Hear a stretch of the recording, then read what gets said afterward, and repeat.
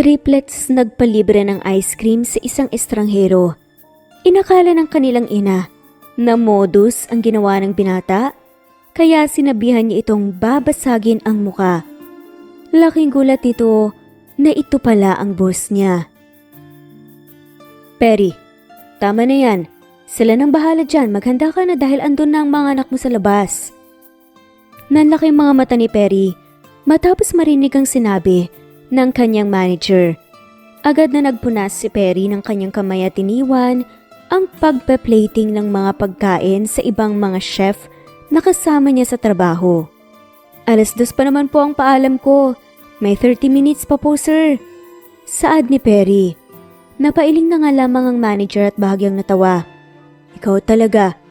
Napakasipag mo sa trabaho mo. Ikaw lang atang nakilala kong empleyado na pagkatapos ng ilang taon ay masipag pa ring magtrabaho. Sige na, maghanda ka na at pakisabi na lang sa mga anak mo na happy birthday. Saad pa nga nito. Saka tinapik si Perry sa likod. Agad namang nagpasalamat si Perry sa kanyang manager dahil sa konsiderasyon nito. Agad na nagtungo si Perry sa staff room upang magbihis. Kinuha niya ang 3 paper bags ng mga regalo para sa triplets niyang anak na sina Amanda, Ryle at Peter na ngayon ang ika-4 na kaarawan. Gayunpaman, nang lumabas si Perry upang makita ang kanyang mga anak at ang kapatid niyang si Gina, imbes na ngiti ang bumungad sa kanya sumalubong kay Perry ang kabadong muka ng kanyang kapatid. Nasaan ang mga bata? Nagtatakang tanong ni Perry sa kanyang kapatid na si Gina. Ate, nagbanyo lang ako. Sabi ko, wag silang aalis sa upuan pero pagbalik ko po wala na sila dito eh. Kinakabahang sabi ni Gina. Agad namang kinabahan si Perry at inilapag sa mesa ang mga regalo para sa kanyang anak.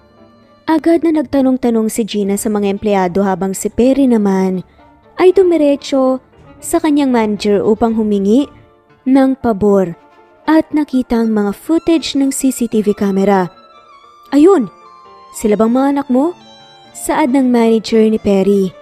Nanlaki naman ang mga mata ni Perry nang makita ang footage kung saan kausap ng mga batang isang lalaki sa parking lot. Maya-maya pa bigla na lamang binuksan ng lalaki ang kanyang kotse at sunod-sunod namang pumasok ang triplets. Sa loob nito, hindi na nagalinlangan pa si Perry at mabilis siyang tumakbo papunta sa parking lot at parang tambol na ang dibdib ni Perry sa sobrang kaba habang hinihiling na sana'y hindi pa nakaalis ang kotseng sinakyan ng kanyang mga anak. Tigil! Buong lakas ng sigaw nga ni Perry bago hinarang ang sarili niya sa kotse na pinaandar na sana. Kumunot ang noon ng lalaking nagmamaneho. Nang biglang, Mommy! Masayang saad ng mga inosenteng bata na nasa loob. Hoy, ilabas mong mga anak ko. Kung ayaw mong ibato ko to sa kotse mo. Nanlaki mga mata ni Dave nang makita ang malaking bato na hawak ni Perry. Napakamot na lamang siya ng kanyang ulo sa kalumabas sa kanyang kotse. Baliw ka ba, miss? Inis na tanong pa ng binata. Anong baliw? Anak ko yung mga nasa loob ng kotse mo, ba't ang lakas naman talaga ng loob mo? Ng mga masasamang loob ngayon. Kahit tirik ang araw, nagtatangka pa rin ako umidap ng mga bata. Napatras ang lalaki dahil sa labis na pagtataka. Silang nakiusap sa akin na sumakay at bilhan sila ng ice cream. Kalmadong saad ng lalaki. Tingin mo mukha ba akong kidnapper? Napatingin naman si Perry sa lalaki mula ulo hanggang paa. Gwapo ito at mukhang professional kung manamit. Pero sa panahon ngayon lahat ng pagpapanggap ay ginagawa na ng mga scammer at masasamang loob. May mabiktima lamang.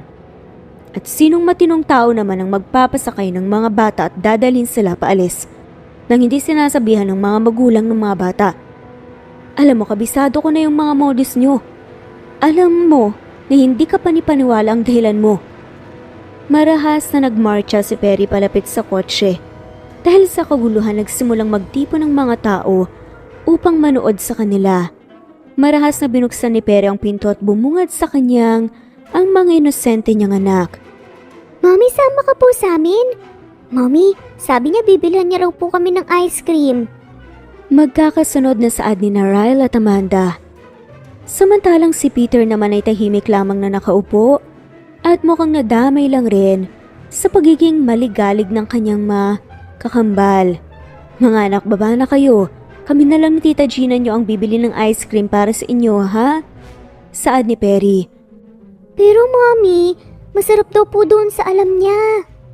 Nahihiyang sabi ni Peter dahilan upang manlaki ang mga mata ni Perry at mas lalong mainis kay Dave. Maging ang tahimik niyang anak ay naloko ng binata. Lumabas na kayo dyan. Mariing saad na lamang ni Perry na may halong pagbabanta. Dahil tuon ay agad namang nagsilabasan ng mga bata sa kotse. Agad silang lumapit sa kanilang Tita Gina, habang si Perry naman ay lumapit kay Dave. Kapag nakita ko pa ulit ang mukha mo, babangasan na talaga kita para hindi mo na magamit pa yung mukha na yan para manloko. Banta ni Perry bago ito umalis. Mommy, sorry na po, wag ka na po sad. Ikaw kasi yun naman, di. Ikaw ang nagsabi sa kanila na sumama tayo. Ikaw din naman sabi mo gusto mo lang ice cream. Sagutan ng mga triplets. Napahilot naman si Perry sa kanyang noo.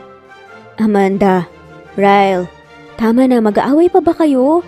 Hindi ba dapat mag-reflect na lang kayo sa nagawa ninyo at mag-promise na hindi nyo na ulit gagawin yon? Napayuko ang magkakapatid.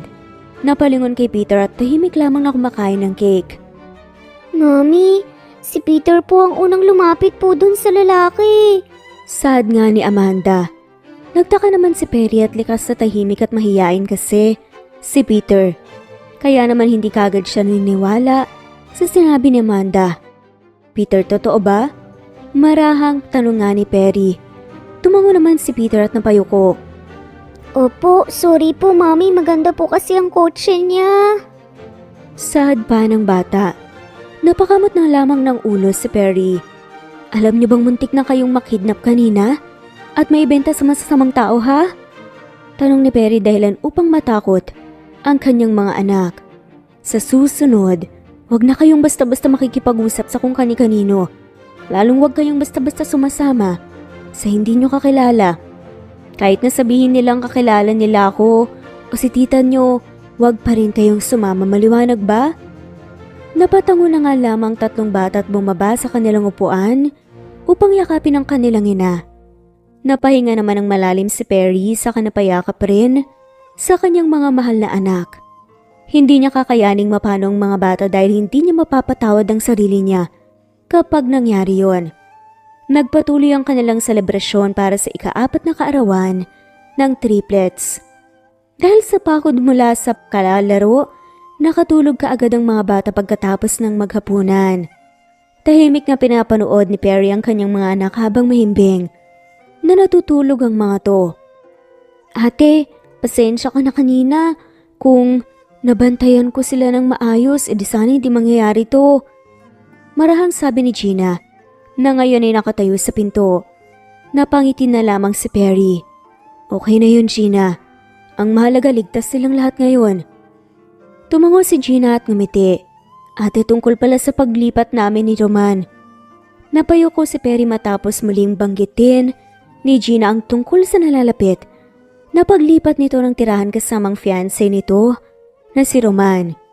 Malaki yung problema para kay Perry dahil wala pa siyang ibang maasahan upang mapag-iwanan ng kanyang mga anak. Pero ate, pwede namang kausapin ko muna si Roman, maintindihan niya naman. Umiling si Perry. Gina, sige na, sumama ka na. Ayaw kong pumagitan sa pagsasama niyo ni Roman. Huwag kang mag-alala, mag-hire ako ng magbabantay sa kanila. Napabuntong hininga naman si Gina. Kung gagawin ni Perry ang sinabi nito, siguradong kakailanganin niya ng malaking bayad. Dahil hindi lamang isang bata kundi 3 ang kailangan bantayan. Sa ngayon hindi pa ganon kahigpit ang pera sa pagpapalaki sa mga bata, ngunit kapag nag-high school at college na sila, paniguradong hindi magiging sapat ang kinikita ni Perry sa kanyang trabaho. Basta ate, huwag mo na uling gagawin ang nagawa mo noon ha. Naiyak na sabi ni Gina. Naluhan naman si Perry matapos makita ang kaniyang nakababatang kapatid na umiiyak. 5 years ago, 4th year college pa lamang si Perry nang mamatay ang kanilang ina. Bata pa lamang siya, iniwan na sila ng kanilang ama kaya naman si Perry na lamang ang naiwan para sa kaniyang kapatid. Sa dami ng utang nila dahil sa pagpapagamot sa ina niya noong nabubuhay pa ito, nabaon sila sa utang. Dagdag pa ang mga bayarin sa school at budget nila sa pang-araw-araw. Kulang na kulang ang kinikita ni Perry sa kaniyang mga part-time jobs. Isang gabi, may isang babae na nakilala si Perry na kinumbinse siyang magtrabaho bilang isang bayaran sa club. Sa mga panahong iyon, sa kabila ng buong araw na pagbabanat ng buto ni Perry, kakaunti lamang ang kinikita niyang pera. Bilang isang bata na gusto lamang makagraduate, mabuhay ang kaniyang kapatid, at maabot ang kaniyang pangarap, napagod rin si Perry at napilitang subukan ang madaling paraan para magkapera. Alanganin si Perry noon dahil iniisip niya ang kaniyang dignidad. Ngunit may sakit rin si Gina at naospital dahil sa dengue. Sa unang gabi ni Perry, hindi niya nakayanang sumayaw sa harap ng mga customer. Kaya naman galit na galit ang may-ari ng club at ipinasok na lamang siya sa kwarto kung nasan umano ang isang VIP customer. Iyon lamang ang utos kay Perry noon. Ang pasiyahin ng lalaking nasa loob ng kwartong iyon. May nangyari sa kanila, ngunit napagtanto ni Perry na hindi niya kayang tumagal sa ganong trabaho. Umalis siya ng hating gabi at piniling ibaon ang lahat sa limot. Nagbunga rin ang gabing iyon, kaya naman mas naging mabigat ang pinagdaanan ni Perry at labis niyang pinagsisisihan ang isang gabing pagkakamali na iyon. Gayunpaman, kahit kailan ay hindi niya pinagsisihang naging ina siya ng kaniyang 3 anak.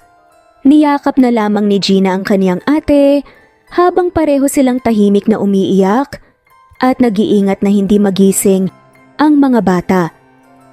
Pagkatapos ng emosyonal na gabing iyon, pumasok si Perry na para bang wala siyang iniindang problema tulad ng dati. Naniniwala kasi siya na ang mabisang paraan upang malampasan ang isang problema ay ang gawin ng lahat upang malampasan ito imbes na magmukmok at maging malungkot. Chef, pinatawag si manager kanina. Sabi niya ipakikilala na raw yung bago nating boss habang wala sina Mr. and Mrs. Castro. Sina Mr. at Mrs. Castro ang nagmamay-ari ng restaurant na pinagtatrabahuan ni Perry. Malaki ito at isa sa mga dinadayuhan ng mga mayayaman sa kanilang syudad. Ngunit noong nakaraang linggo, nagpaalam ang mag-asawa na aalis sila at mag-out of the city trip upang makilala ang kanilang mga potential business partners. Sa loob ng panahong iyon, ang anak nila na laking US ang pansamantalang mamamalakad sa restaurant. Andiyan na sila! Biglang sigaw ng isang waiter dahilan upang agad namang ayusin ng mga chef ang mga gamit sa kusina. Pagbukas ng pinto, bumungad ang manager nila na agad na tumama ang tingin kay Perry. Imbes na ngumiti, para bang namumutla ito at takot na takot. Nang sa wakas ay pumasok na ang bago nilang boss, nanlaki ang mga mata ni Perry nang makita kung sino iyon. Teka, siya yung inaway mo kahapon. Hindi makapaniwalang bulong ng isang kasamahan ni Perry. Napayuko na lamang si Perry at napapikit ng kanyang mga mata. Nararamdaman niya nang masisisante siya. Ang nakakalungkot lamang ay mukhang mangyayari pa ito kung kailan mas kailangan ni Perry ng pera. Meet Mr. Dave Castro. Siyang nag-iisang anak ni na Mr. and Mrs. Castro at ang magiging boss natin habang wala sila. Mr. Castro, sila po ang mga chef natin. Nanatiling nakapako ang tingin ni Dave kay Perry na nakayuko lamang ngayon at parang tuta na hindi makatingin sa kanya. Tumango lamang ang binata. Nice to meet you everyone. Kayo ang nagbibigay buhay sa restaurant ng mga magulang ko kaya naman nire-respeto ko kayong lahat. Well, hindi ko lang alam kung lahat din ba kayo ay nire-respeto ako. Anyway, let's work together for the growth of this restaurant. Pumalakpak na lamang ang ibang mga chef kahit na ramdam ng lahat ang tensyon ng paligid. Pagkaalis ni Dave, nahugutan sila lahat ng tinik sa lalamunan at agad na bumaling ang tingin kay Perry. Perry, huwag ka na lang munang lumapit sa kanya. Parang nanlalaman ng tao, nakakatakot siya. Singhal ng isang chef. Napahilot na lamang si Perry ng kanyang noo. Ito na ba ang katapusan ng karera niya bilang isang chef? Habang nagluluto si Perry, nangyari na nga ang kanyang inaasahan. Napatawag siya sa office na ngayon ay pinamumugaran ng kanilang bagong boss na si Dave. Ano? Convinced ka na bang mali ang tingin mo sa akin kahapon? Walang alinlangan na tanong ni Dave nang makarating si Perry sa loob ng kanyang office. Sorry po sir. Nahihiyang sabi na lamang ni Perry. Natatakot lang po talaga ako na baka mapano po kasi yung mga anak ko eh. Kumunot ang noo ni Dave. Hindi naman sila napano, di ba? Sabihin mo na lang na judgmental ka talaga. Napahinga ng malalim si Perry upang kalmahin ang kanyang sarili. Ayaw niyang makagawa pa ng isa pang kasalanan kay Dave. Kaya naman sisikapin niyang habaan ng pasensya sa binata na halatang natutuwa sa kanilang sitwasyon ngayon. Well, natapos na ang pangyayaring yon kaya kalimutan na lang natin. Biglang sabi ni Dave. Pwede na po ba akong umalis, sir? Alinlangan na tanong na lamang ni Perry. Napaisip naman si Dave habang maiging tinitigan ng dalaga sa kanyang harapan. Actually, hindi kita kakailanganin sa kusina ngayon. May importante akong meeting kay Mrs. Chu. Naalala mo siya, di ba? Tumango si Perry bilang sagot. Si Mrs. Chu ang isang VIP customer ng kanilang restaurant. Sa nalalapit nitong kaarawan, ang kanilang restaurant ang napili nitong mamahala sa mga pagkain. Malaki ang babayaran ni Mrs. Chu kaya naman napaka-importanteng maging perfect ang lahat ng putaheng ihahanda nila. Mas maganda kung may kasama akong chef.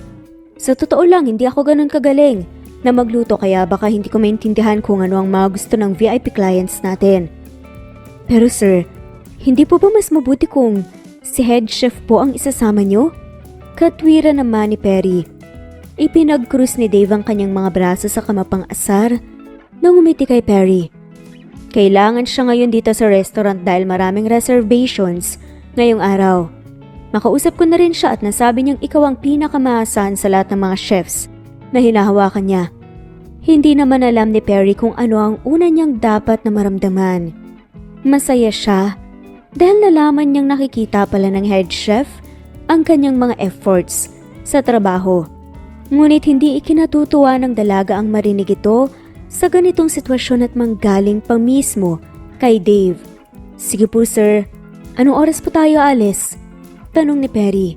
Ngayon, tipid namang sagot ng binata. Bahagyang napaawang ang bibig ni Perry ngunit agad rin naman siyang nahimasmasan dahil wala na nga siyang magagawa at kailangan niya namang masanay sa ugali ng kanyang bagong amo. Isinakay ni Dave si Perry sa kanyang kotse. Ito rin ang pamilyar na kotseng sinakyan ng kanyang mga anak. Oh, parang hindi ka komportable ah. Tanong pa ni Dave habang nakafocus lamang sa daan. Pasensya na po sir, hindi lang po ako sanay na isinasama po ako sa mga importanteng meeting sa VIP clients. Sagot naman ng dalaga. Pero saan po tayo pupunta? Dagdag pa na tanong ni Perry.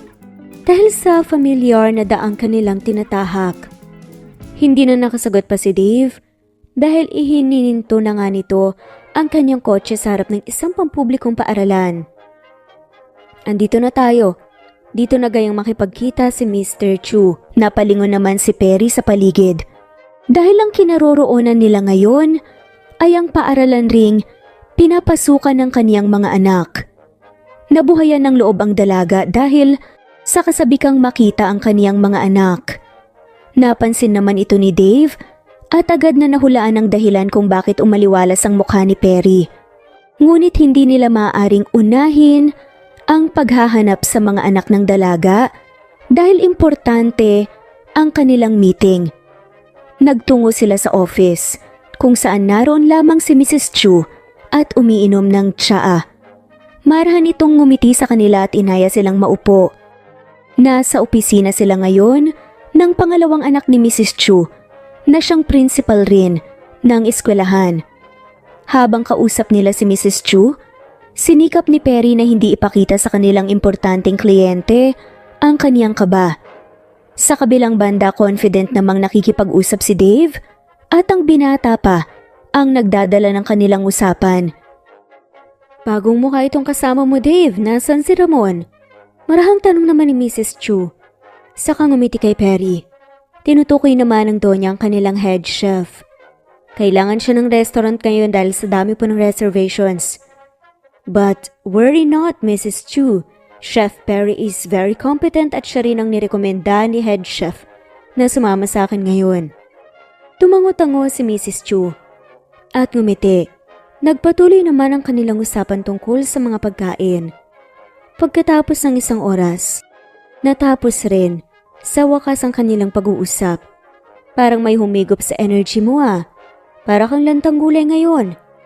Dagdag ni Dave kay Perry habang naglalakad sila palabas ng building. Bumuntong hininga si Perry. Nakaka-drain po yung meeting natin kanina, sir. Halos hindi ako makahinga ng maayos dahil sa takot. Kapag naman may tinatanong si Mrs. Chu sa akin, todo kontrol ako sa sarili ko para hindi ako mautal. Napailing na nga lamang si Dave at bahagyang tumawa.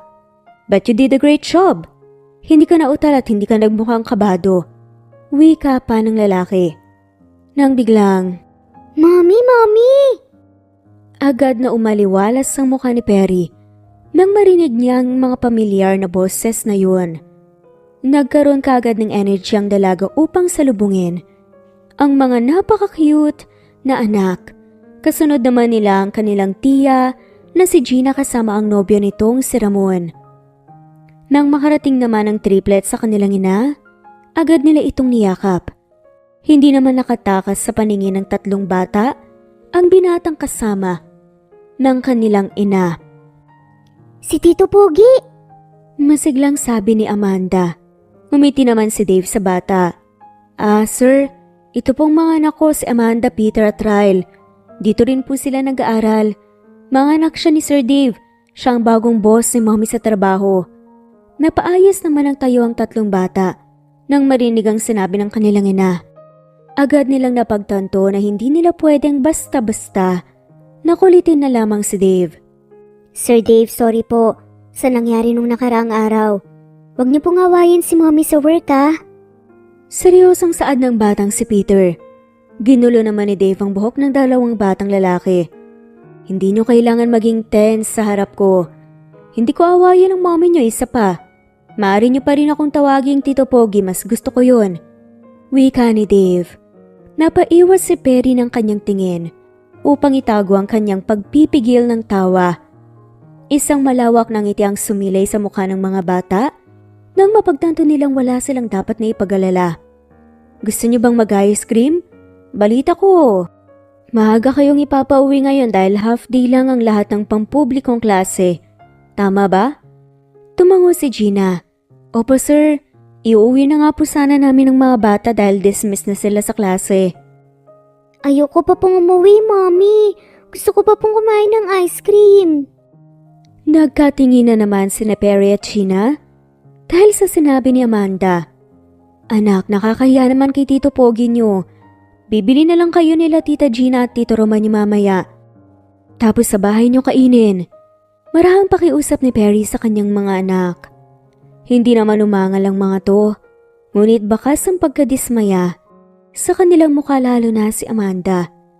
Napabuntong hininga na nga lamang si Perry.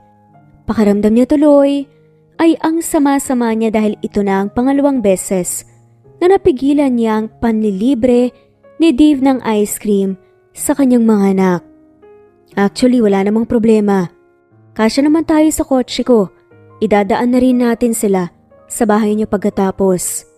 Marahang saad ni Dave. Napalingon naman ang triplets kay Perry at nagpa-cute. Dahil doon, napapayag naman nila si Perry. Sige sir ate, hindi na kami sasama ni Roman dahil mamimili pa po kami ng mga gulay sa palengke. Paalam nga ni Gina. Isa-isa namang nagsitakbuhan ang triplets. Papunta nga sa kotse ni Dave sa kainantayang pagbukas ng bintana ng pinto. Tahimik lamang na nanonood si Perry habang inaasar ni Dave ang kanyang mga anak. Ibang-iba kasi ang boss niya ngayon kumpara kanina na tinatangkapan nitong asarin ang dalaga. Gayunpaman hindi rin nararamdaman ni Perry na nagpapanggap lamang si Dave. Mommy, hindi ka pa papasok? Takang tanong ni Ryle sa kanyang ina. Maging si Dave ay nakatingin lamang sa dalaga habang hawak niya ang pintong binuksan niya para sa dalaga. Natauhan naman si Perry at agad na napasampa sa kotse. Naupo ang dalaga sa backseat dahil nagsiksikan sa front seat ang kanyang mga anak kasama si Dave na nagmamaneho. Ang kaninang tahimik na biyahe nila ay umingay ngayon dahil sa kadaldalan ng bata. Tito Pogi, may asawa ka na po ba? Cute na tanong ni Amanda. Wala akong asawa, single pa ako. Sagot naman ni Dave. Single rin po si mami namin eh. Pwede po ba kayo na lang po mag-asawa? Malakas na natawa si Dave at napailing na nga lamang si Perry dahil sa hiya. Hindi ganun kadali yun, Amanda. Hindi pwedeng basta-basta na lang na magsama ang isang lalaki at babae. Ganun po ba? Oo, sa pag-aasawa dapat mahal mo ang kinakasama mo at handa kang manatili sa tabi habang buhay. Hindi naman inasahan ni Perry na ang isang katulad ni Dave ay ganun ang pananaw sa pag-aasawa. Lahat kasi ng mayayamang nakilala ni Perry ay walang pakialam sa happy marriage. Dahil mas importante sa kanila ang kung anong benepisyong makukuha nila sa kasal na yun. Paano po ba nagmamahalan po para maging mag-asawa? Paano niyo po malalaman kung yung tao ay gusto niyo po ng maging asawa? Kuryosong tanong naman ni Amanda ngayon. Kapag lagi mo siyang naiisip kapag siya ang gusto mong makita at uwian pagkatapos ng nakakapagod na pagtatrabaho, yung kahit na maliit na bagay na gagawa kanyang pasiyahin. Napakamot lamang si Amanda ng kanyang ulo. Hindi pa naiintindihan ng bata sa ngayon ang mga sinasabi ni Dave. Ikaw talaga, Amanda, ang bata-bata mo pa napapaisip ka na ng mga ganyan. Napanguso si Amanda dahil nga sa sinabi ng kanyang ina. Hindi po ba talaga pwede na maging daddy ko po si Tito Pogi? Nagtama ang tingin ni na Perry at Dave sa rear view mirror. At nahihiya namang napaiwas ang tingin si Perry. Boss ko si Sir Dave, anak. Isa pa, wala nang balak si Mommy na maghanap pa ng asawa. Hindi ako sapat sa inyo? Nagtatampong saad pa nga ni Perry. Agad namang nanlaki ang mata ni Amanda dahil sa sinabi ng kanyang ina. Mommy, love na love ka po namin. Agad na sabat nga ni Ryle. Tumango naman ang dalawa niyang kapatid. Natawa si Perry dahil sa reaksyon ng kanyang anak. Dahil doon ay kumalma ang magkakapatid at hindi na nga nangulit pa tungkol sa pagpupumilit maging daddy ni Dave. Nang matapos silang kumain ng ice cream, hinatid nila sa bahay ang tatlong bubuet tulad ng napag-usapan. Habang nasa daan pabalik sa restaurant, hindi maiwasan ni Perry ang magalala dahil sa mga pinagsasasabi ng kanyang mga anak kanina. Naku, pasensya na po talaga sa mga anak ko kanina, sir. Sandaling napalingon naman si Dave kay Perry at marahang ngumiti. Hindi mo kailangan humingi ng tawad dahil hindi naman nila ako naabala sa kahit na anong paraan. Sa katunayan nga, nag-enjoy akong kasama sila. Pangarap niyo rin po bang magkaroon ng sariling pamilya? Pansin ko po kasi na parang mahilig po kayo sa mga bata . Napailing na lamang si Dave at bahagyang natawa. Hindi ako mahilig sa mga bata. Kahit mga anak ng pinsan ko, I rarely talk to them. Hindi ko rin alam kung bakit magaan ang loob ko na kasama ang mga anak mo. Siguro dahil tumatanda na ako at baka binibigyan na ako ng senyales na maghanap ng asawa. Napangiti lamang si Perry at hindi naman magiging mahirap para kay Dave ang maghanap ng asawa dahil sa stable nitong buhay. Idagdag mo pa ang pisikal na itsura nitong habulin ng mga babae Pagkabalik nila sa resto, puno ng mga tao sa lugar tulad ng sinabi ni Dave. Buong akala ni Perry ay gawa-gawa lamang yun ni Dave kanina upang pasamahin siya. Ngunit mukhang nagsasabi ng totoo si Dave kanina. Na-survive ni Perry ang unang araw ng pagtatrabaho kay Dave. Hindi pa siya nasisante tulad ng kinakatakot niya. At base sa kanyang nasaksihan, habang kasama si Dave mukhang hindi naman talaga ito masamang tao. Mami, pwede po bang pakibigay ito po kay Tito Pogi? Inabot ni Amanda ang 3 piraso ng papel sa kanilang ina. Lumapit naman si Perry dahil nakahiga na nga sa kama. Ang 3 at naghahanda na sanang matulog. Nakita ni Perry ang mga drawing na gawa ng kanyang mga anak. Bakit bigla niyong gustong bigyan ng drawing sa Sir Dave? Natatawang sabi ni Perry. Sabi po kasi ni Tita Gina, wag daw po namin laging kukulitin po si Tito Pogi dahil busy po siya kaya po nag-drawing po kami para mawala po ang stress niya. Paliwanag ni Ryle. Hinaplos naman ni Perry ang ulo ng kanyang anak na si Peter. Natahimik lamang na nakikinig sa kanila. Nag-enjoy po ako kanina, Mommy. Totoo po ang sabi ni Tito Pogi. Yun po ang pinakamasarap na ice cream po na natikman ko. Marahang sabi ni Peter. Napangiti si Perry at isa-isang hinalikan sa noo ang kanyang mga anak. Bahagyaring nalungkot si Perry. Bigla kasing napaisip ng dalaga kung epekto ba ito ng kanilang pangungulila sa isang ama. Kaya agad na napalapit ang loob nila sa kanyang boss. Matulog na kayo. Ibibigay ko ito kay Sir Dave bukas. Good night mga anak. Marahang sabi ni Perry. I love you, Mommy. Sabay-sabay pa nga na sagot ng mga bata. I love you mga anak. Sagot ng babae bago inayos ang kumot na bumabalot sa kanila. Nagpatuloy ang pagtatrabaho ni Perry sa restaurant. Unti-unting nawala ang mga pag-aalala niya patungkol sa kanyang bagong amo na si Dave. At nabago rin ang tingin sa binata. Isang araw habang abala sa kusina, hindi maiwasan ng dalaga na marinig ang bulungan ng kanyang mga kapwa-chef. Ang hirap lapitan ni Sir Dave, no? Kanina habang kausap ko siya, halos hindi ako makahinga sa sobrang pagiging seryoso niya. Ang sungit. Napaisip si Perry. Totoo naman ang sinasabi ng kanyang kasamahan. Ngunit hindi naman talaga masungit si Dave. Lalo kapag nasa labas na ng trabaho. Strikto lamang ito kapag nasa trabaho sila. Ikaw Perry, ikaw ang laging nauutusan ni Sir Dave at ikaw lagi niyang hinahanap kapag may kailangan siya. Alam namin yung tungkol sa dati niyang pag-away. Pinapahirapan ka ba niya? O pinagsasabihan ng masasama? Napailing na nga lamang si Perry at napangiti bilang sagot.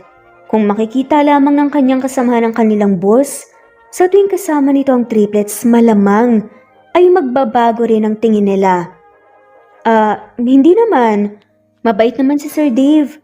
Sagot na lamang ni Perry dahilan upang magulat ang kanyang mga kasamahan. Nang biglang, Perry, pinapatawag ka ni Sir Dave. Sigaw ng manager nila habang nakasilip sa pinto ng kusina. Agad namang nagpunas si Perry ng kanyang kamay at dali-daling kumilos papunta kay Dave. Nang makarating siya, ang unang napansin ni Dave ay ang magulong itsura ni Perry. Nagkaroon kasi ng ilang mansya ang pagkain sa uniforme ni Perry na hindi maprotektahan ng apron.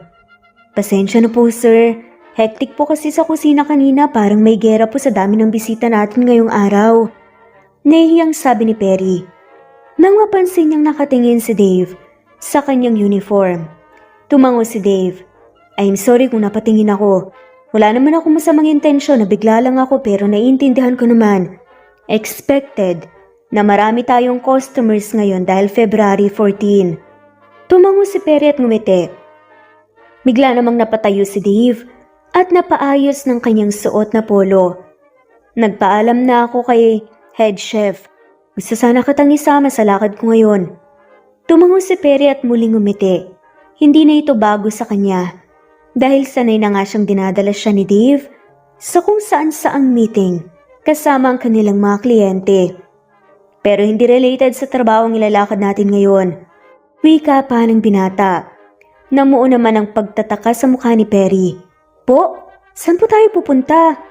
Napakamot ng ulo si Dave na para bang alinlangan siyang sabihin ang dahilan. May kapatid ako na kahapon pa ako pinipilit na magdala ng isang chef sa bahay. Gusto niyang mag-bake ng cookies para sa aming lahat. Ngayong Feb 14, sa bahay kasi walang makakatulong sa kanya dahil may kani-kanilang mga trabaho ang mga chef doon. Actually, nagtatampo na nga siya ngayon dahil kahapon dapat ang usapan namin pero nakalimutan ko. Agad namang lumambot ang puso ni Perry matapos marinig ang sinabi ni Dave. Okay lang ba sa'yo kung dadalhin kita sa mansyon ng mga magulang ko? Okay lang po, sir. Masiglang sabi ni Perry. Magbibihis lang po ako, sir. Wika ni Perry at agad na nga siyang pinayagan ni Dave na umalis. Nang makabalik si Perry, agad silang umalis at nang tungo sa mansyon ng pamilya ni Dave. Pagkarating nila sa loob, ay sinama naman ni Dave si Perry papunta sa kwarto ng kapatid nitong si Diana. Nang buksan nila ang pinto, nadatnan nilang nakabalot si Diana sa kumot at walang interes na lingunin ang kaniyang kuya. Habang nasa biyahe sila kanina, nagbahagi na ng ilang impormasyon si Dave tungkol sa kaniyang kapatid. 14 na taong gulang si Diana at nag-aaral sa California. Ngunit madalas itong umuwi dahil nangungulila ito sa kaniyang pamilya. Pinag-iisipan rin nilang ilipat ito ng eskwelahan dito sa Pilipinas nang sa ganun ay hindi na ito magpapabalik-balik sa ibang bansa at sa Pilipinas. Diana, hindi pa naman tapos ang Valentine's Day. May kasama akong chef ngayon. Magaling to at alam kong matuturuan kanya ng maayos. Malambing na saad ni Dave. Napalingon naman si Diana nang marinig niya ang sinabi ng kaniyang kuya. Ngunit hindi ito tumingin kay Dave, kundi kay Perry na nakatayo lamang sa gilid ng kaniyang kama. Tumayo si Diana at lumapit kay Perry. Hindi ka girlfriend ni kuya? Masuring tanong ni Diana. Naku po, hindi. Chef lang po ako sa restaurant tabab ba may-ari niyo. Agad namang sagot ni Perry. Gumuso si Diana at lumingon sa kaniyang kuya. Hindi naman maintindihan ni Perry kung ano ang nangyayari dahil parang nag-uusap lamang ang magkapatid gamit ang kanilang mga mata. Sa huli, inaya rin ni Diana si Perry na magtungo sa kanilang kusina.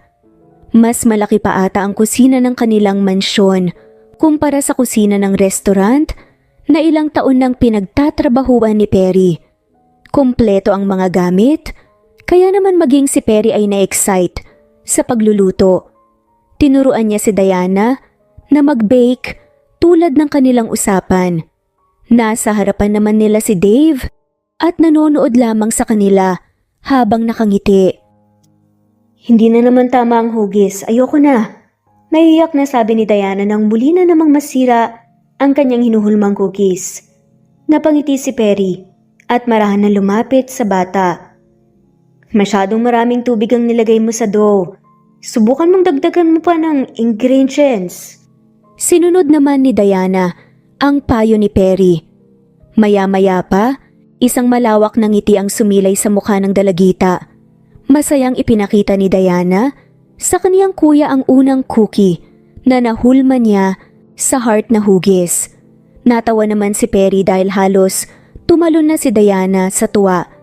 Ganito rin siya noong tinuturuan siyang magluto ng kaniyang ina noong bata pa siya. Ayan, ihintay na lang natin na tumunog ang oven.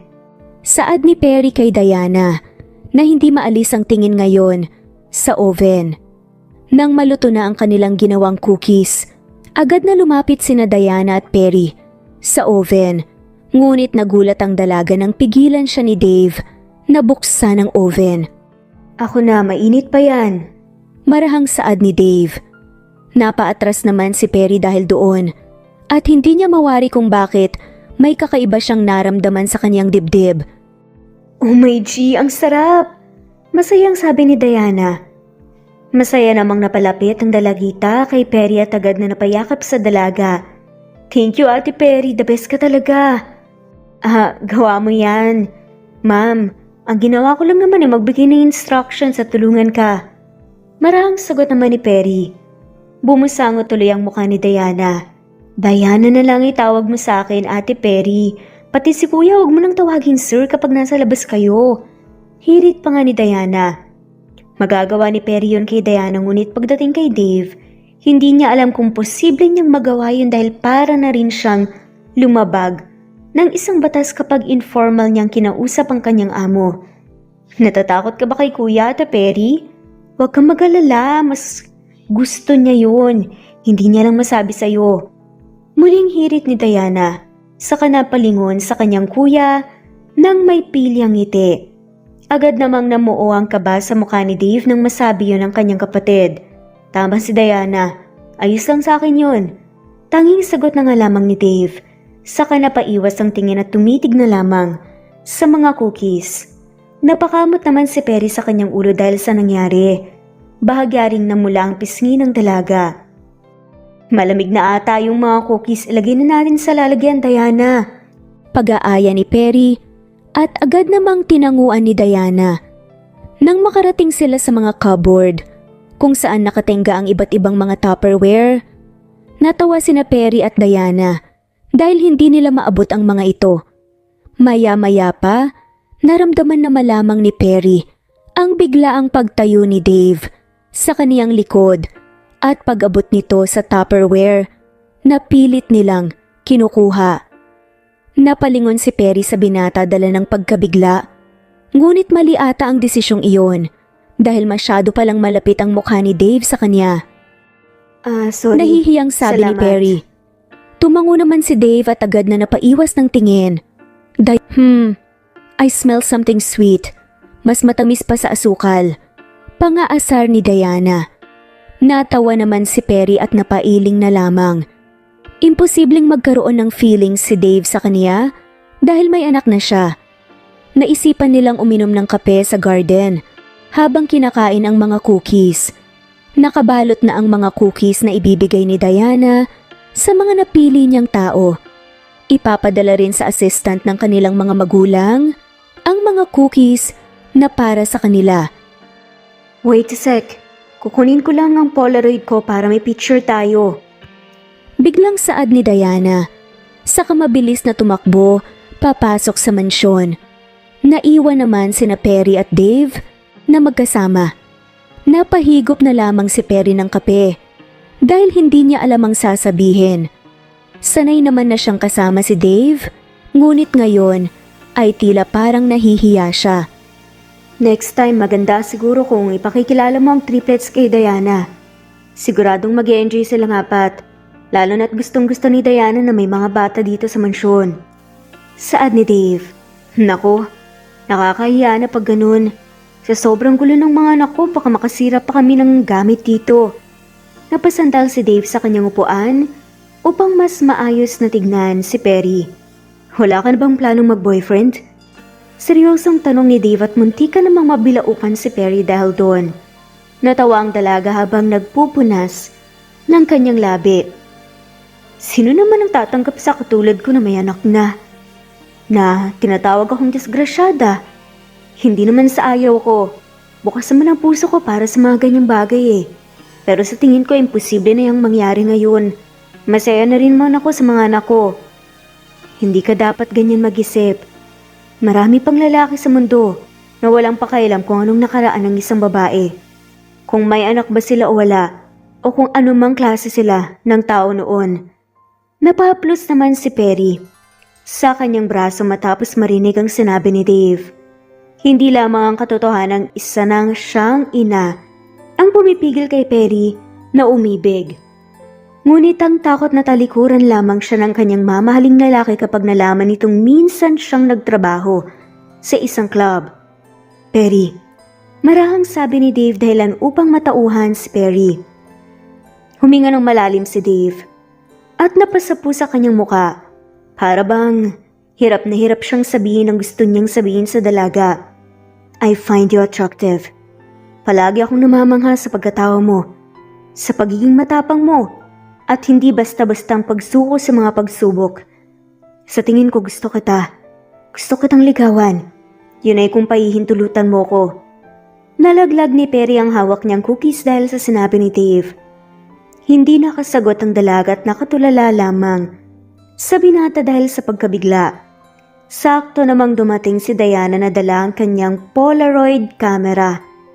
Kuya, umusog ka sa tabi ni Ate Perry para magkasya tayo. Saad pa ni Diana na walang kaalam-alam sa nangyari. Umusog naman si Dave sa tabi ni Perry at nagdikit ang kanilang mga braso habang si Diana naman ay nasa kanilang harapan. Matapos siyang kumuha ng isang litrato, tumayo si Diana at iniharap nga ang camera kina Dave at Perry. Smile! Biglang saad pa ni Diana. Dahil sa gulat parehong hindi nakapag-post ng maayos sina Dave at Perry. Ang epic naman ng mukha niyo dito. Para kayong nakakita ng multo ah. Natawa si Dave habang hawak ang litrato nila ni Perry. Cute nga eh. Sabi ng lalaki dahilan upang manlaki ang mata ng kanyang kapatid. Natauhan naman si Dave at agad na napaiwas ng tingin. Pagkatapos sila magmerienda inabutan ni Diana ng mga cookies si Perry. Ang dami naman ata nito. Takang sabi pa ni Diana. Sabi ni Kuya may 3 ka daw na anak ate, kaya dinamihan ko para mag-enjoy din sila. Masayang saad ni Diana. Marahang hinawakan ni Perry sa ulo si Diana. Salamat Diana, siguradong magugustuhan nila ito. Sumakay na si Perry sa kotse. Matapos pagbuksan ng pinto ang dalaga nagtungo na nga rin si Dave at nagpaalam na sa kanyang kapatid. Habang nasa biyahe sila, walang nagtangkang magsalita dahil sa hiya. Babalik ka pa ba sa kusina? Pwede ka nang umuwi kung gusto mo, pagod ka na ata. Saad ni Dave kay Perry nang makarating sila sa kanyang office. Hindi na po. Mahaba po ang oras bago ang out ko. Tutulong na lang po ako sa kusina. Saad ni Perry at nagmamadali na nga sana nga alis nang bigla siyang hawakan ni Dave sa kamay upang pigilang umalis. Yung tungkol sa sinabi ko kanina, seryoso ko doon Perry. Saad ni Dave, sabay sabing, pumapayag ka ba naman ligaw ako sa'yo? Ha? Hindi ko alam. Pakiramdam ko hindi ako karapat-dapat para gustuhin mo, sir. Dave ang itawag mo sa akin kapag wala tayo sa trabaho o wala tayong ibang kasama. Panlilinaw naman ng binata. Bakit ako? Ang dami namang iba dyan ah. Nahihiyang sabi ni Perry. Because you're special. I mean it. Sabi ko nga diba may mga lalaki pa sa mundo na hindi tumitingin sa ibang mga bagay maliban sa totoong pagmamahal. Isa ako dun Perry. Napayo ko si Perry at napapikit na nga lamang. Mukhang hindi na rin niya kaya pang pigilan ang sinisigaw ng kanyang puso. Sige, pumapayag na ako manligaw ka. Sagot ng dalaga na siyang nagdala ng isang matamis na ngiti sa mukha ni Dave. Dahil sa pangyayaring yun, mas madalas nang kulitin ni Dave si Perry sa trabaho. Minsan pinapatawag lamang siya nito para lamang makausap at makita. Dave, maraming kailangang gawin sa reception dahil maraming bisita si Mrs. Chu. Pwedeng mamaya na lang tayo mag-usap. Pakiusap ni Perry kay Dave. Umiling naman si Dave at mukhang ayaw paawat talaga ng dalaga. Napasapon na nga lamang si Perry ng mukha dahil doon. Kasalukuyan kasing ginaganap ang kaarawan ni Mrs. Chu sa reception at kailangan ni Perry na manatili sa kusina. Nag-hire ako ng additional na mga chef na mag-a-assist sa mga regular chefs natin. Kaya maraming tao ngayon sa kusina. Pumamewang na nga lamang si Perry. O tapos, sa tingin mo hindi ako pagagalitan kapag nawala ako doon ng matagal? Imbes na sumagot, pilyong umiti si Dave at lumapit kay Perry.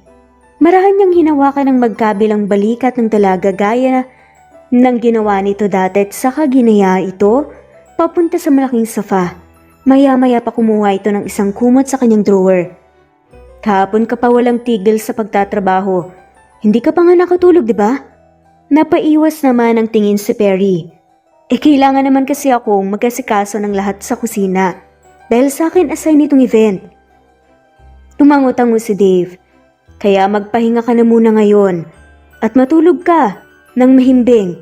Marami nang nagtatrabaho sa baba, pupunta rin ako doon para mag-supervise. Okay na ba yun? Nahihiyang napatango si Perry. Antok na nga rin naman talaga siya, ngunit mas gusto ni Perry na gawing perpekto ang event dahil ito ang pinakaunang malaking event kung saan si Perry ang nagsilbing leader ng kitchen crew. Huwag kang magpapapasok ng iba ah. Baka makita ako dito at gawan tayo ng issue. Nag-aalalang sabi pa ni Perry. Oo naman, magpahinga ka na, okay? Susunduin pa natin ang mga bata mamayang hapon. Marahang sabi ni Dave. Tumango naman si Perry at nahiga na. Dahil hindi naman siya ganun katangkad. Sakto lamang si Perry sa malaking sofa na nasa office ni Dave. Nang muling imulat ni Perry ang kanyang mga mata ang unang bumungad sa kanya, ay si Dave na nakaupo lamang sa mesa nito at abala sa laptop nito. Hindi pa napapansin ni Dave na gising na ang dalaga, kaya naman ginamit ni Perry ang pagkakataong yun upang pagmasdan si Dave ng palihim. Kahit sinong babae ay siguradong mahuhumaling sa isang tulad ni Dave Castro. Bukod sa masipag sa trabaho, prim and proper kung kumilos, gumalaw at magsalita, matalino at gwapo, napaka-thoughtful din nito. Baka matunaw naman ako sa kakatingin mo sa akin. Biglang saad ni Dave bago napalingon kay Perry. Nakatulog ka ba ng maayos? Marahan nitong tanong. Natawa naman si Perry at napaupo sa sofa. Oo, salamat. Hindi ba ako hinanap sa baba? Umiling si Dave bilang sagot. Everything ended well. Nung pumunta ako doon, wala na akong kailangan pang iutos dahil lahat sila alam na kung ano ang dapat na gawin. Mukhang isa kang mabuting leader. Pagpupuri pa nga ni Dave kay Perry. Binobola mo lang ako eh. Sagot ni Perry. Hindi ah. Sinasabi ko yun bilang boss mo. You did a great job leading your team, Perry. Napangiti si Perry at napastretch na nga lamang ng kanyang katawan. Tapos na ako maging chef. Oras na para maging nanay. Wika ng dalaga sa katumayo upang ihanda ang kanyang sarili sa kanilang pag-alis. Nang masilayan sila ng triplets sa labas ng gate, agad na nagsitakbuhan ang mga to papunta sa kanila. Mommy! May star kami galing kay teacher. Wow naman, very good ang tatalino talaga ng mga anak ko. Masiglang sabi pa ni Perry. Tahimik naman ang pinanood ni Dave. Ang mag-iina at wala sa sariling napangiti, ang lalaki. Hindi niya maiwasang matuwa habang nakikita na Perry kanina ay parang lantang gulay na dahil sa pagod sa trabaho ay may maaliwalas ng ngiti na uli ngayon dahil nga sa mga anak. Ang 3 bibong bata talagang nagbibigay lakas sa kanilang masipag na ina. Kung ganon, mukhang dapat kayong bigyan ng award. Ano sa tingin nyo? Singit pa ni Dave na siyang nagpaaliwalas sa mukha ng 3 bata. Donut? Gusto po namin ng donuts. Sigaw ni Amanda. Napatalon-talon pa dahil sa excitement. Mariin namang tinitigan ni Perry si Dave. Minsan na kasi silang nag-usap tungkol sa madalas na pagdadala ni Dave sa mga bata kung saan-saan upang kumain. Hindi naman sa ayaw ni Perry na makasama si Dave. Ayaw lamang niya na masanay ang mga bata na laging binibigay ni Dave ang kanilang mga luho, lalo na't hindi pa naman sila opisyal na magnobyo. Lumapit si Dave kay Perry upang marahang pisilin ang pisngi nito. Ngayon lang naman ulit eh. Ilang araw na rin nating hindi nakabanding ang mga bata dahil laging busy sa mga reservations at mga events. Katwira ni Dave. Huminga ng malalim si Perry at napangiti na nga lamang. Sige. Pero mag-drive-thru na lang tayo. Maghapunan na lang tayo sa bahay. Magluluto ako ng sinigang. Mas lalo namang sumaya ang mga bata nang marinig nila ang paborito nilang ulam. Maging si Dave ay malawak na napangiti dahil gustong-gusto rin ito na makasama ang mag-iina na kumain. Ngunit bago pa man sila makasakay ng kotse ni Dave, isang puting kotse ang bigla na nga lamang pumarada sa kanilang harapan. Natigil si Dave nang makita niya ang pamilyar na kotseng nasa kanilang harapan. Maya-maya pa ay bumaba nga ang heavy-tinted na bintana at nanlaki ang mga mata ni Perry nang makita niya sina Mr. and Mrs. Castro sa loob. Dave, mukhang may kailangan kang sabihin sa amin. Seryosong saad ng Donya sa kanapatingin kay Perry at sa triplets. Perry, right? Naalala kita dahil matagal ka ng chef sa resto namin. Narinig ko na maghapunan kayo at magluluto ka ng sinigang. Pwede ba kaming sumama? Napaawang ang bibig ni Perry dahil sa sinabi ni Mrs. Castro. Kahit na napakalakas ng kabog ng dibdib ni Perry, wala nga siyang nagawa kundi ang tumango. Sumunod ang mag-asawa sa kanila patungo sa bahay nila Perry. Pasensya na po, medyo maliit lang po kasi itong bahay namin eh. Nahihiyang saad pa ni Perry sa mag-asawa. Itinaas ni Mr. Castro ang kanyang palad. Don't worry about it, Teha. Saad nito. Si Mrs. Castro naman nabala sa paglingon-lingon sa paligid. Naupo ang mag-asawa sa tabi ng kanilang anak. Sa isang mahabang sofa habang si Perry naman ay sandaling dinala ang kanyang mga anak sa mga kwarto nila upang bihisan. Ngayong wala na nga ang kanyang kapatid na si Gina, isa sa mga ikinatatakot ni Perry ay baka hindi niya makontrol ang kanyang 3 anak lalo na't ang mga bisita nila ngayon ay ang mga magulang ni Dave. Mommy, sino po sila? Takang tanong ni Ryle. Sila ang mommy at daddy ni Tito Dave nyo. Boss ko rin sila sa trabaho kaya wag kayong magiging makulit, okay? Pwede ba yun mga anak? Marahan na tanong ni Perry. Tumango naman ang triplets at ngumiti. Opo, Mommy, magiging behave po kami. Saad naman ni Amanda. Nang makababa sila sa kwarto ay agad na nagluto si Perry upang hindi paghintayan ang kanilang mga bisita. Pinilit ni Perry na mag-isip ng maayos at ilagay ang tamang dami ng bawat ingredient. Kahit parang may tambol na nga ang kanyang puso. Nang matapos ng magluto si Perry, inihain na nga ng dalaga ang mga pagkain at tumulong naman si Dave, pati na rin ang mga bata, sa paghahanda ng hapagkainan. Dave, anak mo ba talaga ang batang to? Hindi pa nakakahigop ng sabaw si Perry ay nabilaukan na nga siya dahil sa diretsahang tanong ni Mrs. Castro. Ma, hindi po. Nahihiyang sagot naman ni Dave. Bakit mo naman natanong yan, Amelia? Paano naman magkakanak si Dave? Lulungayan sa trabaho. Katwira naman ni Mr. Castro sa kanyang asawa. Inilahad ni Mrs. Castro ang kanyang kamay sa gawin ni na Peter at Ryle. You can't blame me. Akala ko anak sila ni Dave. Tignan mo naman kasi. Kahawig na kahawig nila si Dave noong bata pa siya. Well, hindi ko masisisi kung hindi mo maalala paano puro katrabaho nun. Napalingon naman si Mr. Castro sa kanyang mga kasama sa hapag dahil sa paninermo ng kanyang asawa. Mapa, sa ibang bahay po tayo. Marahang singit ni Dave. Kung ganun Perry, sino ang tatay nila? Hiwalay na ba kayo? Tanong ni Mr. Castro. Napalunok ng laway si Perry matapos marinig ang tanong. Hindi niya alam kung anong dapat niya isagot. Hindi naman kasi niya masabi na nagtrabaho nga siya sa isang club. Hiwalay na po kami.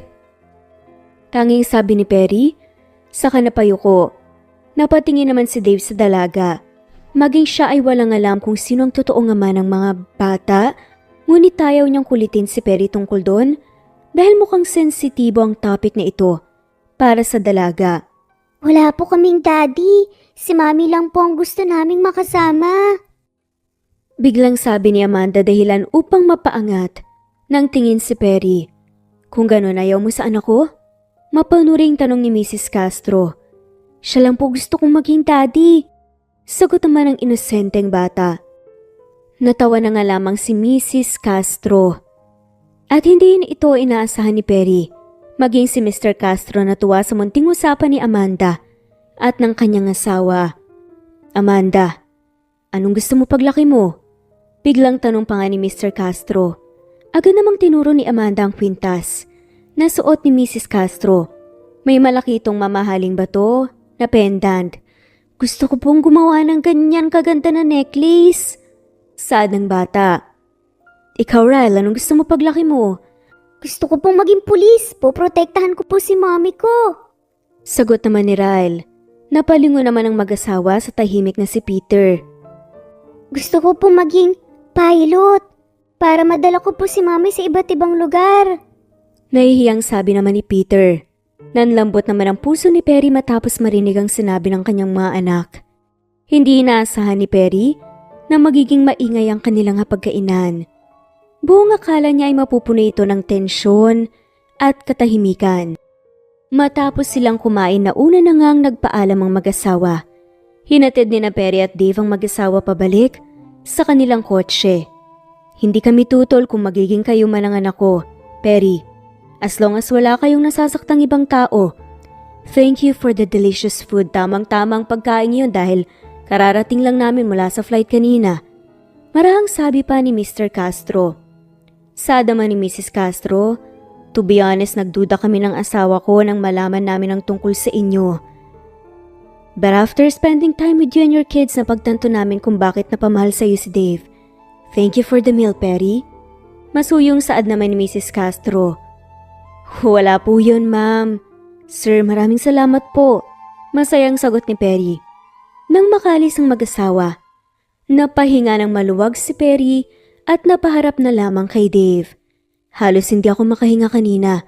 Bakit parang ang chill-chill mo? Dahil alam kong gano'n ang magiging reaksyon nila. Hindi sila tulad ng mga napapanood mo sa mga drama, okay? Natatawang sabi pa ni Dave. Pero kahit na, natakot lang naman ako dahil baka ipaglayo nila tayo dahil may mga anak ako. Natawa na nga lamang si Dave at napailing. Marahan niyang hinawakan ng magkabilang balikat ni Perry. Alam mo bang kanina ko lang sila nakita ulit na ganun kasaya? Matagal na nila akong inuudyok na mag-asawa dahil gusto nila ng mga apo. Napangiti na nga lamang si Perry at mas lalong gumaan ang loob ng dalaga dahil sa sinabi ni Dave. Uuwi ka pa ba o dito ka matutulog? Malalim na napaisip naman si Dave habang nakangiti. Pwede ba? Tumango naman si Perry at nahihiya pa. Oo naman, may bakanteng kwarto pa naman yung dating kwarto ni Gina. Bakit hindi pa pwede sa tabi mo? Parang batang sabi pa ni Dave at pilit na nagpapakyut. Natawa naman si Perry at napailing. Naku, mabuti pa sa mga bata na lang tayo tumabi. Sagot ng dalaga sa kadire-diretso ng pumasok sa loob ng bahay. Mas lalong naging matatag ang pagsasama nila Dave at Perry nang aprubahan ng kaniyang mga magulang ang panliligaw niya. Ipinakilala na nga rin ni Dave ang mga bata sa kanyang kapatid. Malakas ang pakiramdam ni Dave na malapit na nga ang pinakahihintay niyang pagsagot ni Perry sa kanyang ngunit mukhang ang mapaglarong tadhana ang siyang mismong kumakalaban sa kanila. Isang araw bigla na nga lamang nagpatawag ng isang family dinner ang mag-asawang Castro. Inimbitahan nila si Perry. Buong akala nila ay isa itong normal na kasiyahan tulad ng dati, ngunit tila tumigil ang mundo ni Perry nang ilapag ni Mrs. Castro sa kanilang harapan ng isang folder na naglalaman ng mga information na nagpapatunay na nagtrabaho nga siya sa isang club. Nagtiwala kami sa iyo, Perry. Kaya gusto ko sa iyo mismo manggaling ang sagot. Pasensya na kung pinaimbestiga ka namin. Hindi ko mapigilang mag-alala. Dahil hanggang ngayon, hindi mo pa rin masabi-sabi kung sino ang ama ng mga anak mo. Totoo bang nagtrabaho ka sa club noon at doon ka nabuntis, Perry? Nabitawan na nga lamang ni Perry ang kutsara at tinidor na hawak niya. Napalingon siya sa kanyang katabi na si Dave na ngayon ay parabang nakakita ng multo dahil sa takot na nakaukit sa mukha nito. Maging si Diana na patayo sa gulat. Napayuko na nga lamang si Perry habang sunod-sunod na tumutulo ang kanyang mga luha. Alam ng dalaga na balang araw malalaman rin nila ang madumi niyang nakaraan. Nakapanghihinayang lamang dahil hindi siya binigyan ng mas mahaba pang panahon upang makasama si Dave. Para bang pinatikim lamang sa kanyang saya ng isang babaeng minamahal. At ngayon ay natatapos na nga ang lahat ng yun. Totoo po ang mga yan. Sagot ni Perry at naiyak na nga lamang. Ang dalaga sa kanilang harapan. Ngayon alam na nila ang tungkol sa nakaraan ni Perry. Imposibleng matanggap pa nga siya ng mga magulang ni Dave para sa kanilang anak. Sorry po. Hindi ko po magawang aminin. Alam ko pong hindi kayo papayag na isang katulad ko ang makatuluyan ng anak nyo. Naging sakim ako at inisip ko po na susulitin ko ang lahat ng pagmamahal na binibigay sa akin ni Dave habang hindi niya pa nalalaman ng nakaraan ko. I'm sorry. Walang ni isa sa pagang nagtangkang magsalita ngunit bakas ang disappointment sa mukha ng mag-asawa. Mukhang nagpipigil lamang ang mga ito ng mga masasakit na salita. Tumayo si Perry at kinuha ang kanyang sling bag. Bahagyang yumuko ang dalaga sa harap ng buong pamilya Castro. Patawarin niyo po ako sa nagawa ko. Pinapangako kong hindi na po ako lalapit sa anak niyo. Magre-resign na rin po ako sa trabaho. Perry. Naluluhang sabi naman ni Dave at agad na sumunod kay Perry na nagmamadaling umalis. Hindi naman nilingon ni Perry si Dave sa kabila ng ilang beses nitong pagtawag sa kaniya. Napakabigat ng bawat hakbang ni Perry. Sa bawat segundong lumalayo siya kay Dave, ay mas lalo ring naninikip ang kaniyang dibdib. Agad na ipinara ni Perry ang taxi na napadaan at agad siyang sumakay rito. Sa huling pagkakataon, ay napalingon siya kay Dave na nakatayo na lamang at walang buhay na nakatingin sa kaniya. Kitang-kita sa mga mata ni Dave ang sakit na nararamdaman nito ngayon. Isang marahang ngiti ang ginawad ni Perry sa binata hanggang sa tuluyan na itong nawala sa kaniyang paningin. Nagpatuloy naman sa pag-iyak si Perry at nang makarating siya sa kanilang bahay ay agad itong napansin ng kaniyang kapatid. Nahiningan niya ng pabor na bantayan ang mga bata habang wala siya. Ate, umiiyak ka ba? Tarantang tanong nga ni Gina. Nasaan ang mga bata? Tulog na sila ate. May ginawa ba sila sa'yo? Imbes na sumagot ay naiyak na nga lamang si Perry sa bisig ng kanyang kapatid.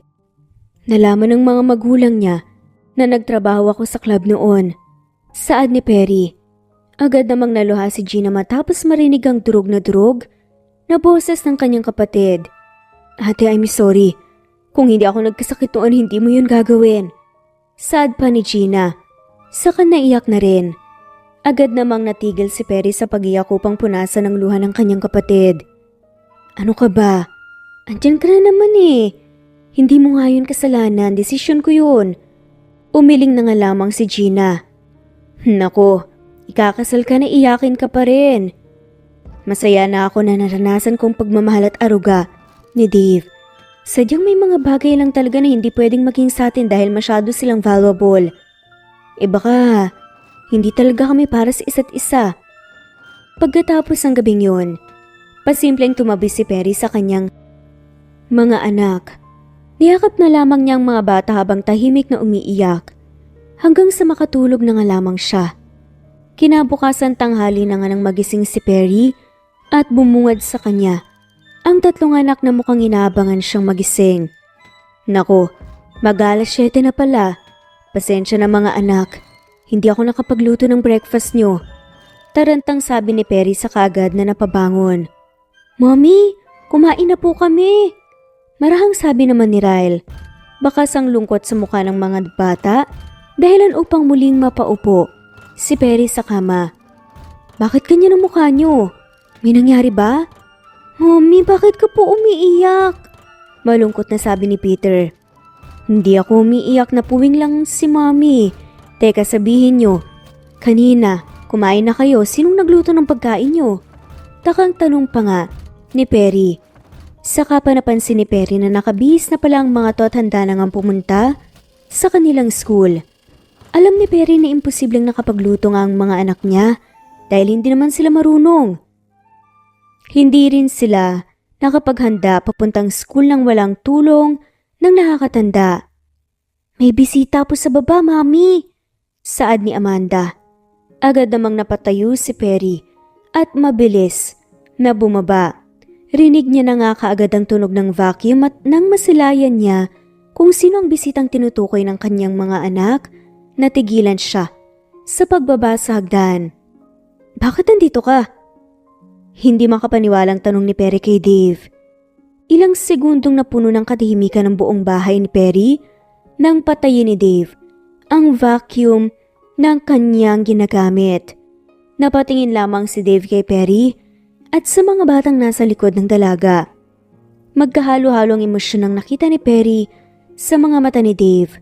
May saya, pangungulila at kaba na hindi niya alam kung saan nanggaling. Maya-maya pa bigla na nga lamang napayuko si Dave upang tahimik na mapaiyak. Teka, bakit ka umiiyak? Tarantang sabi ni Perry, saka agad na bumaba upang lapitan si Dave. Nasugatan ka ba habang nagluluto? Hindi naman nakasagot si Dave. Hindi na rin nakatiis ng yakapin si Perry. Maya-maya pa, takaring lumapit ang triplets. Tito Pogi, wag ka na po umiyak. Masarap naman po yung luto ninyong scrambled egg eh. Joke lang po yung sinabi ko na mas masarap po yung kay Mommy. Biglang sabi ni Ryle. Napasinghap na nga lamang si Dave at bahagyang natawa dahil sa inosenteng bata. May kailangan akong sabihin sa inyong lahat. Marahang sabi ni Dave. Hinawi ng lalaki ang buhok na nagkalat sa mukha ni Perry. Agad namang namula sa hiya ang dalaga dahil bagong gising lamang siya. Niwalang pang-ayos ang muka. Perry, nung gabing nagtrabaho ka sa club, nandun din ako at naglasing kasama ang pinsan ko. Agad na nanlaki yung mga mata ni Perry nang marinig niya ang sinabi ni Dave. Nung gabing yun may babaeng nagtrabaho sa club na pinapasok ko sa kwarto ko. May nangyari sa amin at hindi ko na uli siya nakita pa kahit ilang beses kong sinubukan na bumalik sa club at hanapin siya. Hindi pa natatapos ang sinasabi ni Dave, ay agad nang may namuong luha sa mga mata ni Perry. Ikaw yun, Dave? Hindi makapaniwalang sabi ni Perry at tumango ang lalaki. Ngumiti sa kabila ng luha nitong nagbabad siya. Kung ganun, napatingin si Perry sa kanyang mga anak. Ako ang daddy nila. Marahang dugtong ni Dave sa sinabi ni Perry at tuluyan na nga siyang naiyak. Nanlaki ang mga mata ng triplets matapos marinig ang pag-amin ni Dave. Totoo po ba? Ikaw pong daddy namin, yung totoo po naming daddy? Hindi mapakaling tanong ni Amanda. Lumuhod si Dave upang maging kapantay ang mga bata. Tumango ito bilang sagot at ngumiti. Mahigpit na niyakap ni Dave ang mga bata at habang nanunood naman si Perry, ay hindi niya maiwasang maging emosyonal. Ilang taong nawala si Daddy. Alam kong marami akong pagkukulang pero babawi ako. Hindi na ako mawawala sa tabi niyo. Promise yan mga anak.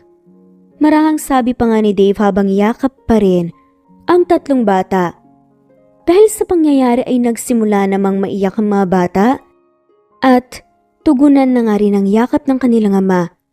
Pagkatapos ang malaking revelasyon, kinailangan nilang pansamantalang putulin ang masaya nilang reunion dahil kailangan na ngang ihatid ang mga bata sa kanilang paaralan.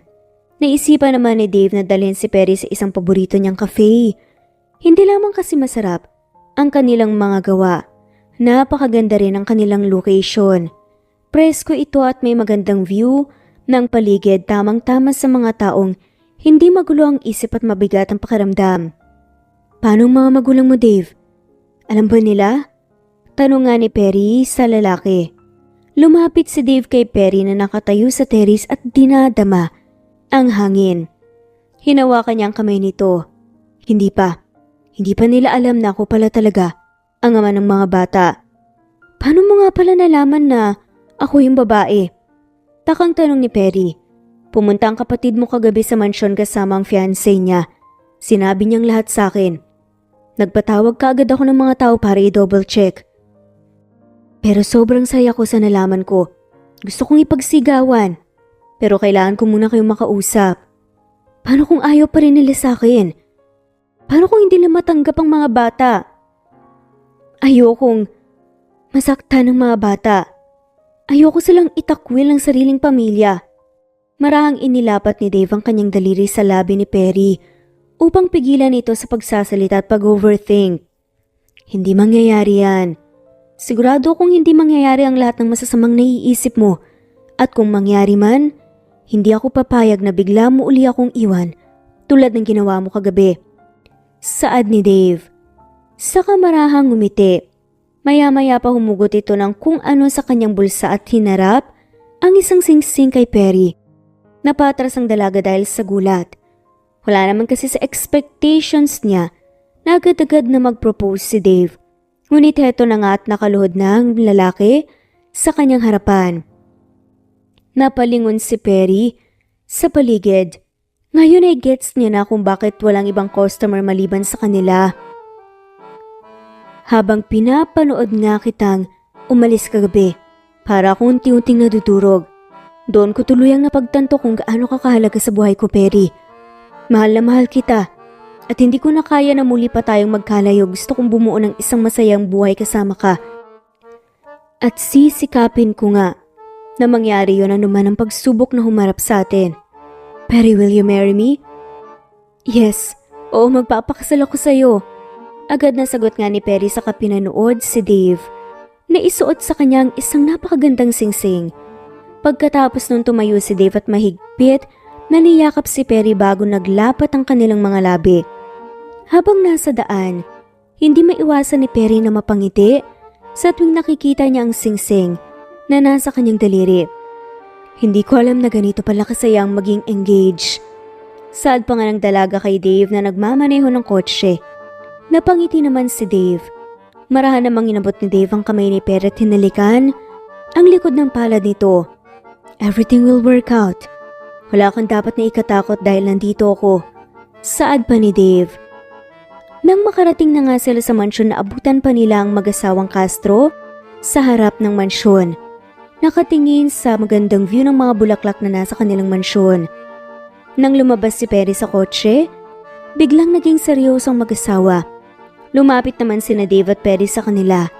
Walang ibang nagawa si Perry kundi ang yumuko. Wala siyang lakas ng loob na titigan ng mag-asawa sa kanilang mga mata. Nang bigla na nga lamang naramdaman ni Perry ang isang mahigpit na yakap mula kay Mrs. Castro na siyang gumulat sa dalaga. Bakit bigla ka nalang umalis kagabi? Paano kung napano ka sa daan? Inis na sabi ni Mrs. Castro, maging si Dave nagulat sa ginawa ng ina. Po? Hindi po kayo galit sa akin? Tanong ni Perry. Sagot naman ni Mrs. Castro, anong hindi? Galit. Bakit hindi mo nagawang sabihin sa amin ang tungkol doon? Hindi ba pamilya ang turing mo sa amin sa kabila ng mga pinagsamahan natin nitong nakaraan mga buwan? Bakit kailangan mong magtago sa amin? Paano kami makakatulong sa'yo kung hindi mo sinasabi sa amin o kahit kay Dave man lang ang problema mo? Hindi alam ni Perry kung ano ang isasagot kay Mrs. Castro. Kahit na sinesermonan nga siya nito, saya lamang ang nararamdaman ni Perry. Hindi niya maiwasang mapangiti habang umiiyak. Akala ko po galit kayo sa akin at ayaw niyo po na dumikit ako sa anak niyo. Wika ni Perry at naiyak. Sa harap ng mag-asawa na parang isang bata. Marahang tinapik-tapik ni Mr. Castro ang likod ni Perry. Malamang mahirap ang mga pinagdaanan mo habang lumalaki ka. Hindi mo na kailangan balikan ng mga ala-alang yun, Perry. Pasensya na kung noongkat pa namin ang bagay na gusto mo na sanang kalimutan. Napalingon naman si Perry kay Dave.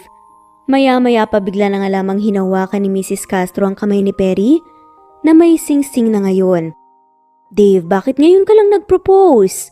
Magang-maga pa ang mata ni Perry oh, paanong mga pictures niya? Napakamot naman si Dave ng kanyang ulo. Wala pong nag-picture sa amin. Napahilot na nga lamang si Mrs. Castro nang marahas na hinampas sa braso ang anak. Alam mo bang importanteng moment to? Hindi mo man lang naisip na mag-hire ng photographer. Natawa na nga lamang si Perry dahil sa sitwasyon ng mag-ina sa kanyang harapan ngayon. Okay lang po yun habang buhay pong nakaukit sa mga alaala namin ang pagkakataong yun. Marahang sambit ni Perry. Masyado atang atat si Dave dahil ayaw ka nga ng pakawalan, Perry. Wika ni Mr. Castro dahilan upang mapaiwas ang tingin. Si Dave. May isa pa po pala akong aminin sa'yo. I mean kami po. Marahang sabi ni Perry sa mag-asawa. Sige, pumasok tayo sa loob para maayos tayong makapag-usap. Sad naman ni Mrs. Castro. Anong sabi mo? Anak mong triplets? Napatayo silang lahat nang bigla na nga lamang mapasigaw si Mrs. Castro. Matapos marinig ang lahat, mapasensya na. Sabi ko na nga ba, tignan mo Lucio, tama talagang instinct ng mga ina. Hindi ba't sabi ko noon, nakamukhang kamukha ni Dave ang mga bata? Napaawang ang bibig ni Dave nang hindi na nga siya pinatapos pang magsalita ng kanyang ina. Napangiti lamang si Mr. Castro at napapailing sa kanyang asawa na hindi maalis ang ngiti sa muka. Mukhang sinuwerte ako at magkakaroon pa ako ng mahabang panahon para makasama ang apo ko. Magsitayo kayo, ipaghahanda natin ang bagong kwarto ng mga apo ko.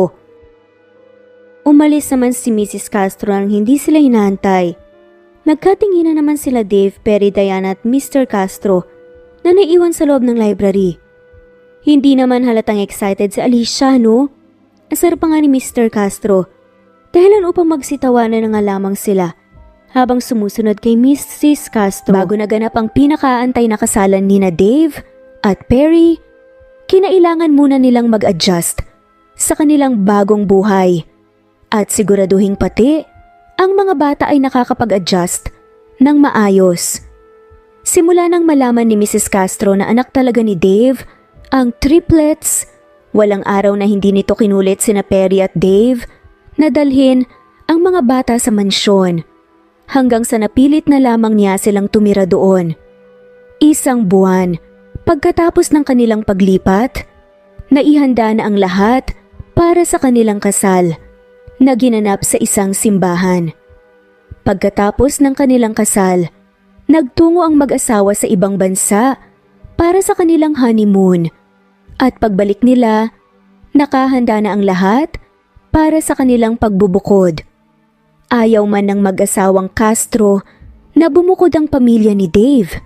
Naiintindihan pa rin naman nila na importante iyon para sa isang pamilya. Love, hindi pa ba dumadating ang mga bata?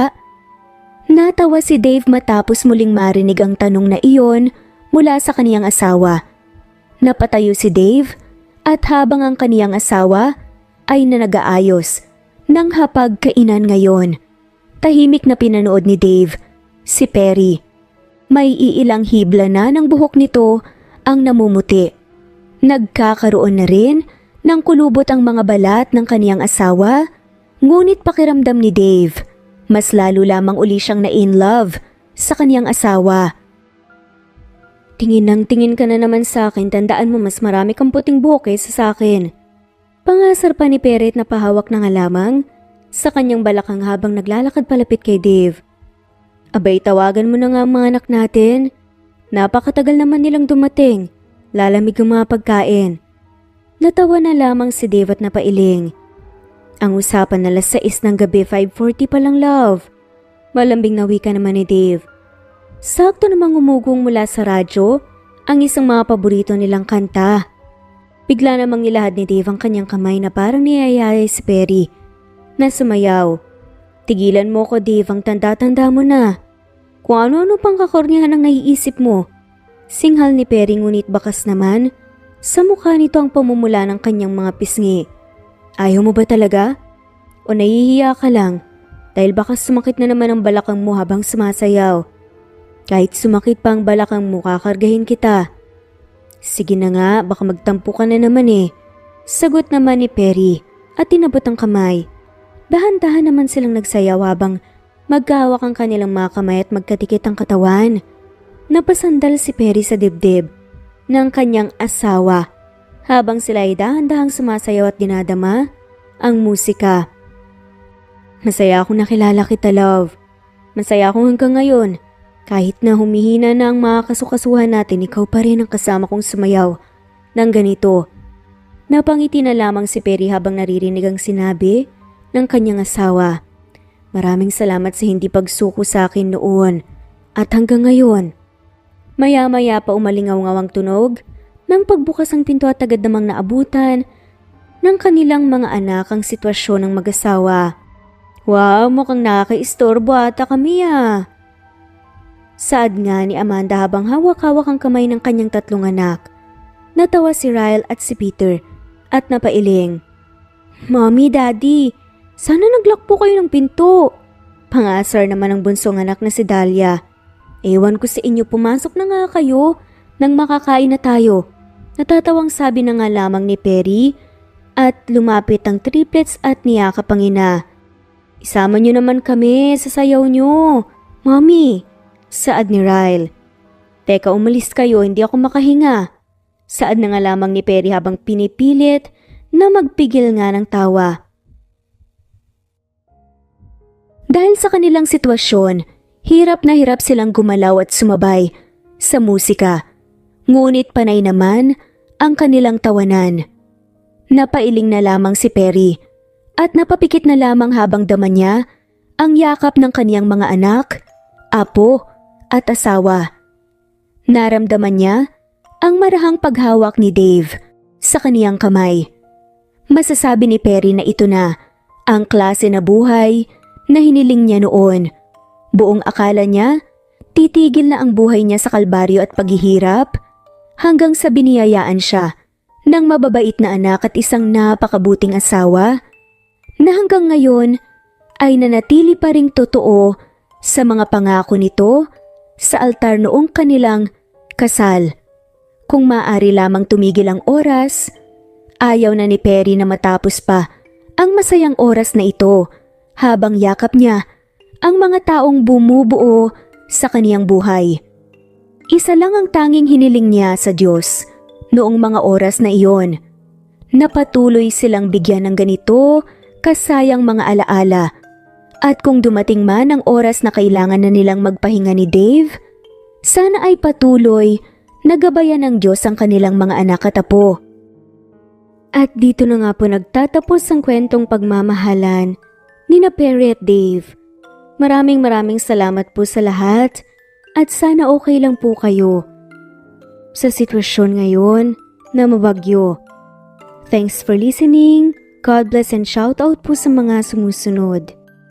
Mary Rose Carillo Jesusa, Enday Samante, Enday Lebra, Yolanda Tejida, Honey Villasenor, Tessie, Marichan, Ann Mariano, Wilma Guzman, Gabrielio, Liu, Maria Rica Natividad, Melanie Juan, Anita Hernando, Teresita Arevalo, Raquel Magno, Carmencita Falcon, Flordet, Nat Greenfax, Luz Templo Nuevo, Teresita Schmid, Flor Cabrera, Virginia Salazar, Luz Templo Nuevo, Leia, Madeline Tagle, Wilma Villafuerte, Isaac Ablon, Menchita de Belen, Federico,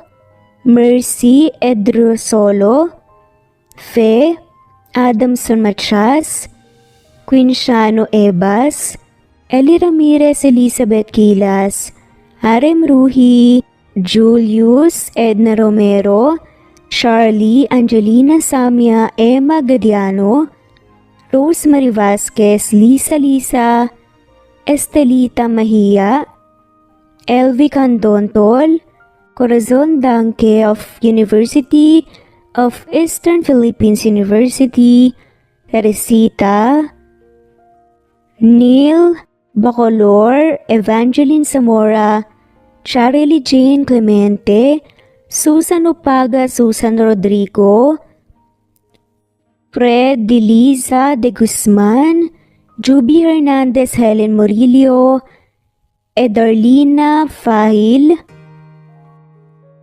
Rosie, Juliet Kaday, Kuya Atok, Betty Losnong, Crescen, Susana, Tessie Rumbawa, Lovina Galang, Aida Jurado, Emily Kinlog, Mirna Hamero, Liz Berito, Gabrielio, One Spotify, Imelda Fortes of Columbus City, Larry Malapaya, Dance, Remy's Life Official, Ellie Evangelist Anderson,